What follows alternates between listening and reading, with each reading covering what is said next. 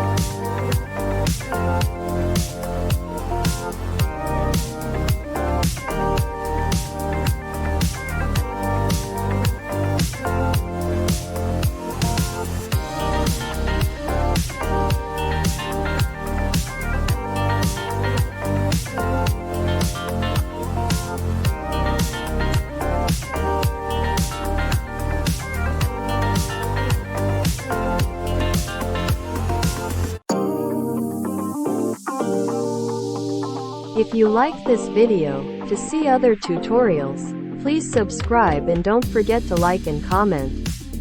Thank you.